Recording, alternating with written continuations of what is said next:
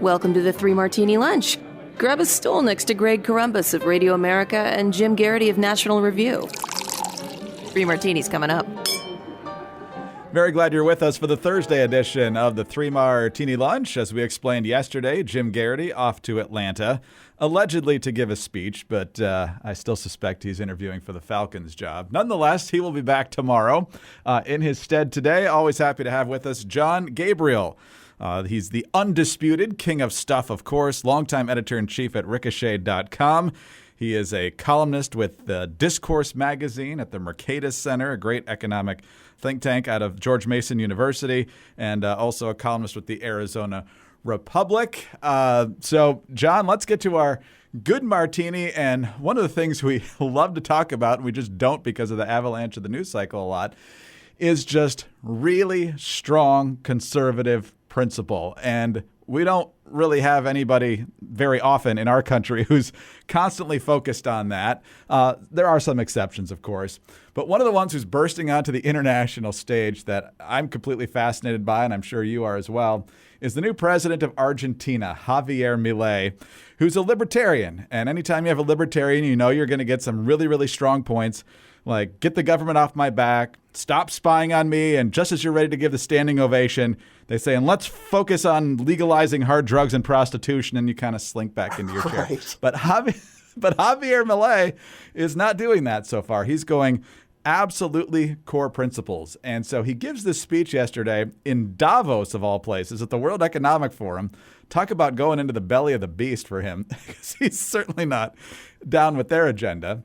It's a long speech, and there was a translated version, but the Spanish is still pretty strong in there, so it's kind of distracting. And thankfully, there were lengthy quotes from this speech on Twitter. And basically, his point is that he's encouraging free markets and for government regulators to back off. He says, we are here to tell you that collectivist experiments are never the solution to the problems that afflict the citizens of the world.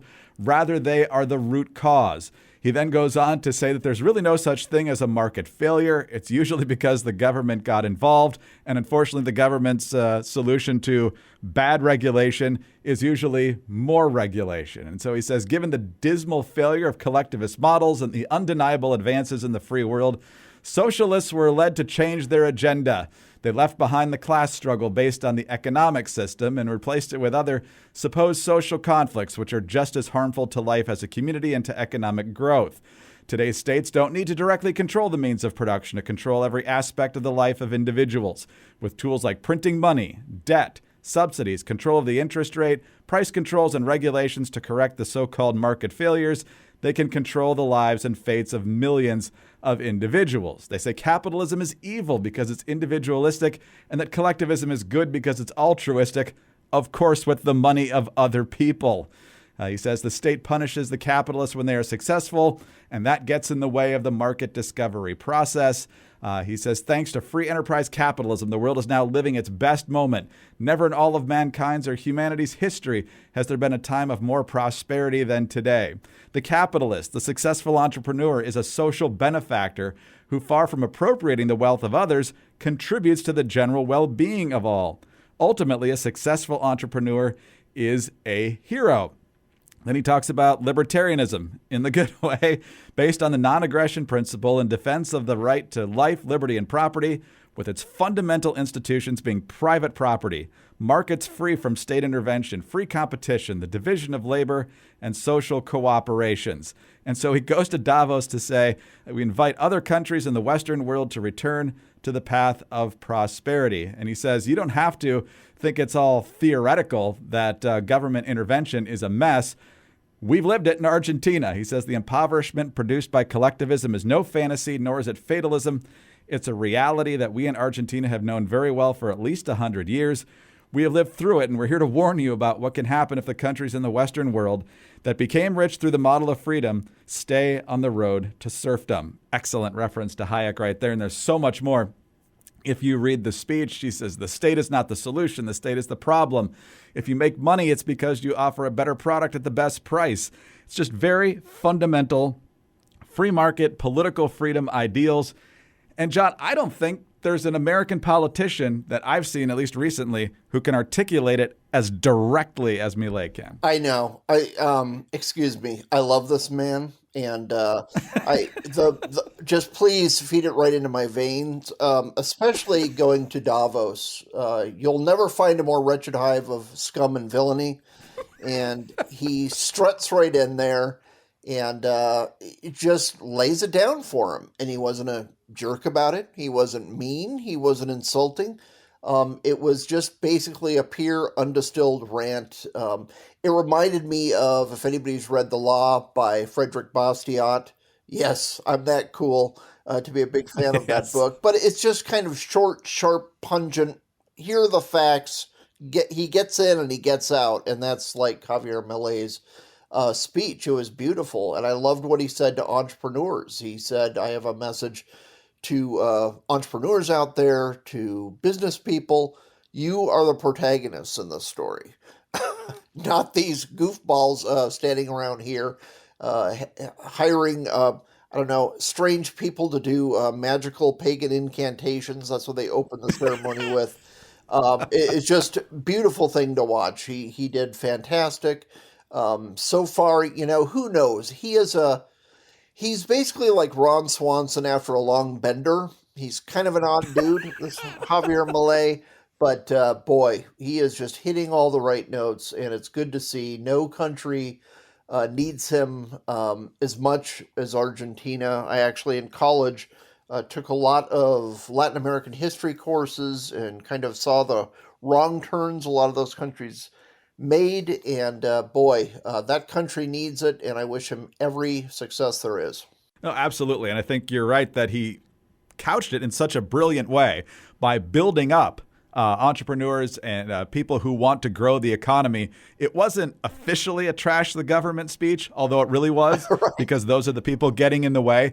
But he didn't sit there and slam fingers. He talked positively to the people who really do grow the economy and not the people sitting around the table at Davos. So I'm not sure which of the bigwigs. I'm sure John Kerry probably wasn't in the room, or Klaus Schwab and these other people who want to micromanage every moment of our lives and have us eating bugs and not having cars and all this nonsense. And so it's good to have a breath of fresh air, and Javier Milei definitely provides that. When you look at the cast of characters at Davos, especially this year, it felt a lot like James Bond walking into the Bond villain's lair and just laying down the law, because, oh my gosh, what a cast of characters they have there now, scheming and plotting how to control people a little bit more. It was a well-needed corrective to those people.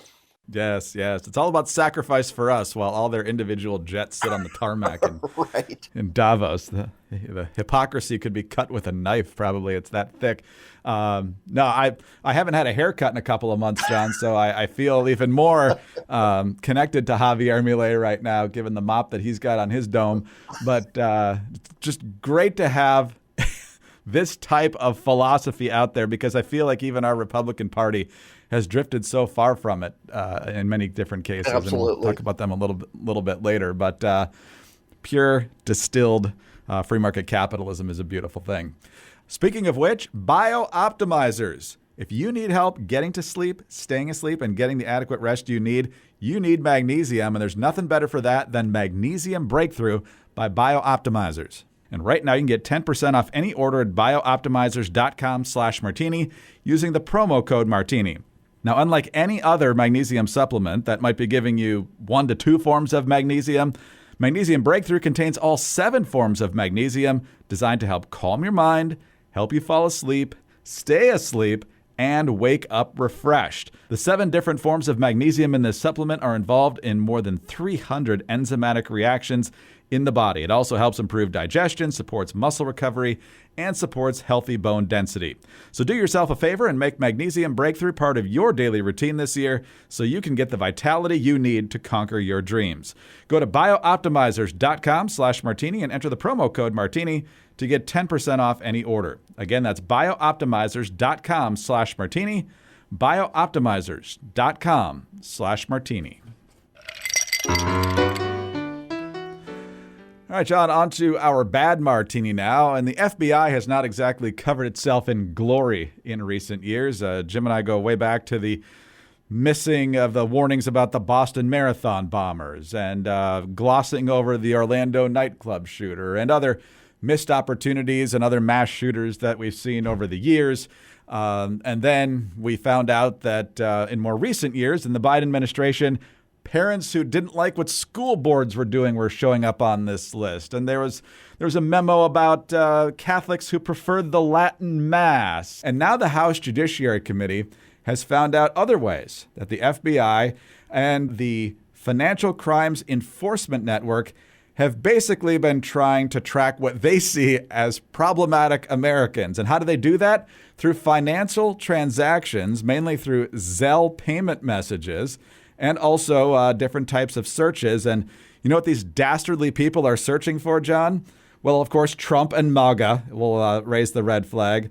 Also, if you shop at Cabela's, Dick's Sporting Goods, Bass Pro Shops, or if you want a Bible or other religious texts. These are the people that at least some in the FBI and the Financial Crimes Enforcement Network think are major domestic terror threats or some threat to our country. Jim Jordan is now promising to dig to the bottom of this. But once again, the government has been working against us behind the scenes. And it's clear they think some of us are literally their enemy because they either like to go fishing or read the Bible or, heaven forbid, you vote for the former president.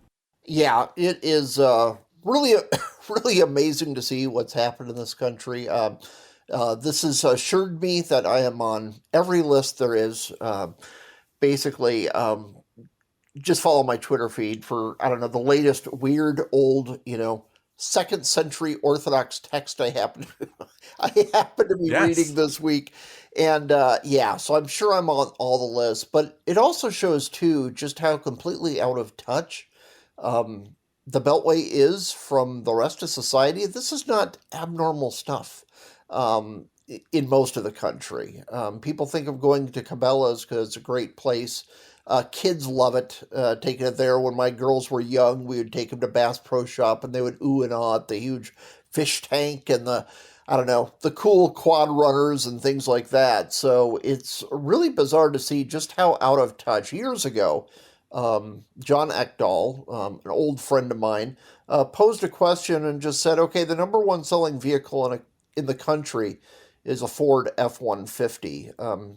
Do you know, he just was casually asking journalists, do you know anyone who owns one?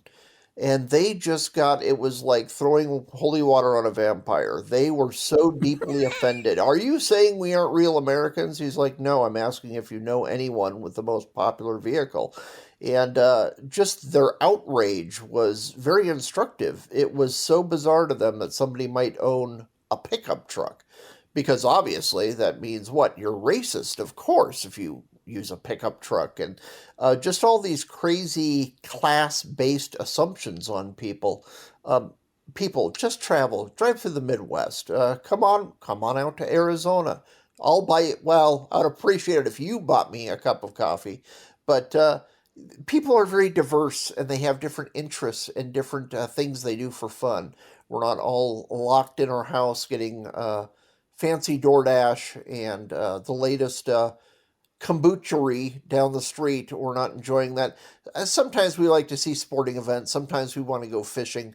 Relax a little. Yes, exactly. Now, Cabela's and Dick's Sporting Goods, you know what they do? They sell guns. So I'm guessing shocking. that they I think never heard this before. You're telling me this for the first time. Well, the government thinks that's a bad thing. Oh, I know. They're even horrified by it.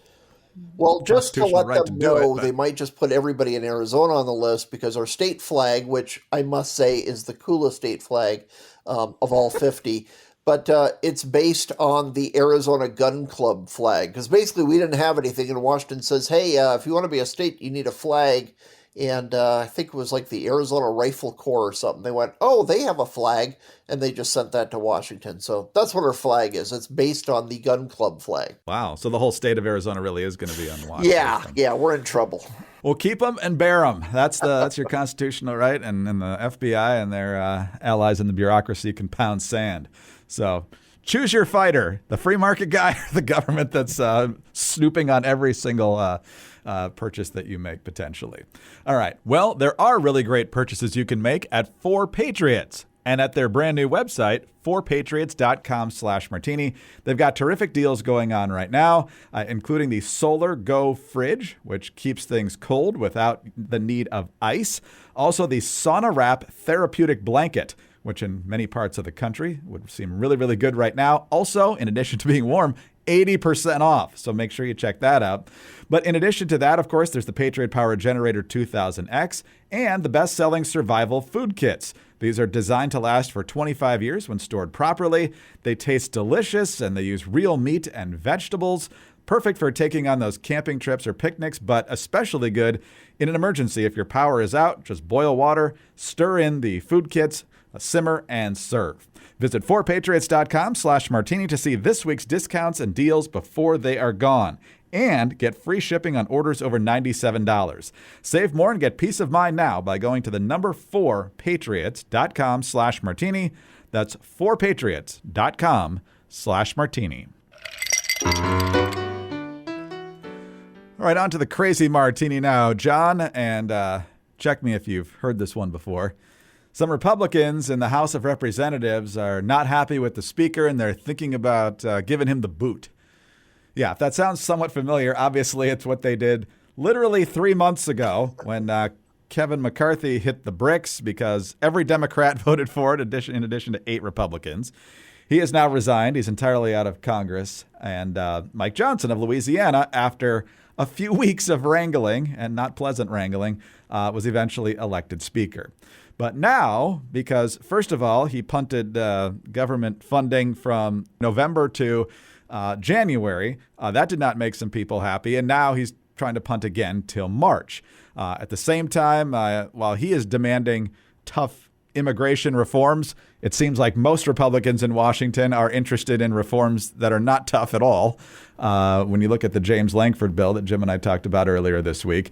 But nonetheless, because Johnson realizes he's got an extraordinarily thin majority, there are some who are already looking to boot him. Marjorie Taylor Greene, in particular, saying just last week that in my meeting with him yesterday and many other members of Congress, I let Speaker Johnson know that in no way, shape, and form will I support any type of CR, continuing resolution. We aren't continuing Nancy Pelosi's budget, and that if he moves forward with a separate deal trading our border security, weakening H.R. 2 in exchange for $60 billion to Ukraine, I told him yesterday in his office that I would vacate the chair. So here's the deal in the House of Representatives. First of all, John, I'm sure you and I would both agree that the fact that this Republican majority is still operating on the Democratic budget negotiated between the Democratic House and the Democratic Senate just after the 2022 midterms, and we're still kicking the can down the road, that's extraordinarily frustrating. The immigration deal is looking really bad. But here's the fact of the story, and you can be frustrated all you want. You've basically got 218 Republicans in the House right now, which means you can't afford to lose anybody. That's because Kevin McCarthy quit, and it's going to take a while to fill the seat because they don't do appointments. They do special elections. Bill Johnson of Ohio is about to resign to become the president of Youngstown State in Ohio. Steve Scalise is out indefinitely for cancer treatment. And Hal Rogers of Kentucky just got in a car wreck. So you're literally at a bare bones majority. You're getting to the point where if you try to pull this stunt again, you could potentially end up with a speaker, Hakeem Jeffries. Obviously, that we're not there yet. The difficulty in getting a new speaker last time when you had a little bit of a cushion is not there right now. And this seems extraordinarily stupid. I get her point, and I get the point of Chip Roy and others. I respect Chip Roy a heck of a lot more than Marjorie Taylor Greene about needing to get serious about spending cuts when interest rates are driving our interest payments on the debt through the ceiling, and we're at $34 trillion overall. And Republicans, as well as Democrats, don't seem serious about it. But you're going to need a few more seats to stop the Democrats from doing it, especially when they control the Senate and the White House. So frustrated? Yes. Push the speaker in the direction you want as hard as you can? Yes. Threaten to vacate the chair again is just inviting chaos.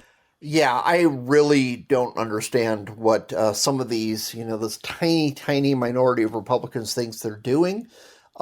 Like it or not, and this is why a lot of us people kind of focused on policy and the like get so frustrated with politics, but it's a fact. Politics is compromise. That's the entire point of it.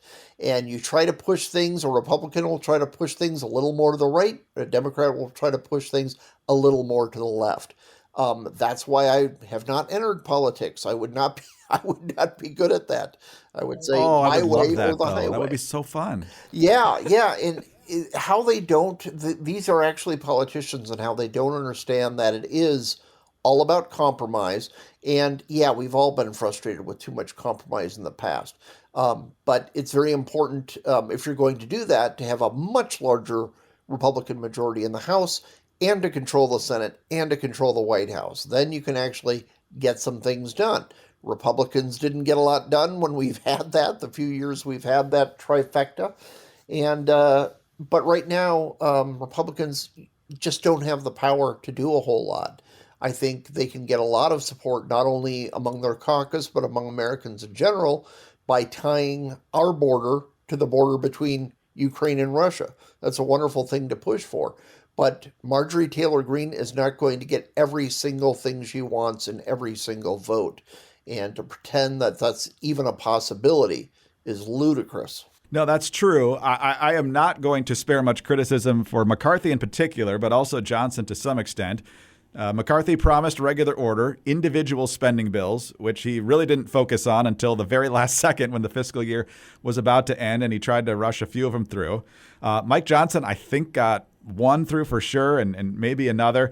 What I would really want was for the House of Representatives to actually pass a bill to show America where they stand. These deals where the leaders just huddle together and come together with a massive bill that then everybody gets like 12 hours to review at best before voting looks bad all the way around. So the Republicans getting on the record and having something the American people can see what they would do if they had the ability to kind of dictate this with control of every chamber would be very positive, as opposed to Mike Johnson just agreed with Chuck Schumer to have this huge pile of spending that's going to take forever to kind of sift through.